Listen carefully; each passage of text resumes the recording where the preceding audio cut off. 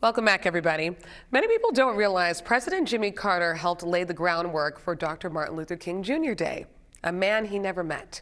Tonight, our Sharon Lawson shows us how Carter's bond with the King family helped push Dr. King's legacy into a national holiday.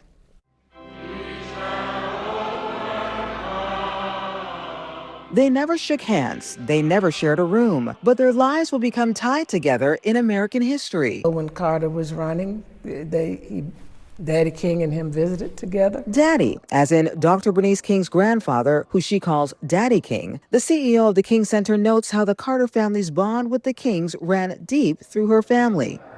Inside the Jimmy Carter Library, there's a replica of the Oval Office, a reminder of where power turns into policy. Paige Alexander, CEO of the Carter Center, says when the country was still divided over how to honor Dr. King, Carter helped push his legacy from history into law. In 1979, when he was president, he actually promoted the historical site, and he promoted the King January 15th as a national holiday. The bill didn't pass during his presidency, but his support helped shift the momentum that ultimately led to passage in 1983, with the first national observance in 1986. And it didn't end there. My mother called upon him when it was time to establish this whole King Historic District federally. That was her relationship with Jimmy Carter, and that's why we have it.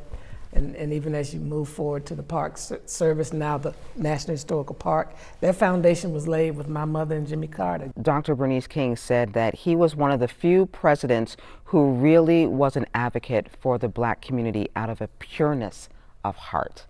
What do you think about that? And I think Jimmy and Rosalind Carter both came to this realization, having grown up in a town that was very divided, to a world that they recognized that those divisions shouldn't occur, that everyone wants the same. Carter's connection to civil rights didn't begin in Washington. It began in Plains, shaped by a Black woman on his family's farm, Miss Rachel. Not a political figure, but a person who left an imprint deep enough that Carter honored her for life. And if you go to the Jimmy Carter Museum, you can see there's a whole wall dedicated to the effect that she had on his life. Carter also helped elevate Dr. King as a national icon, including honoring him with a posthumous Medal of Freedom accepted by Coretta Scott King. And then, after her passing, the Carters were called on once again. President Carter spoke at Coretta Scott King's funeral, and that embodied the closeness that they had. In Atlanta, you can still trace it, the King Center to the Carter Center, two men that never met but became linked in history.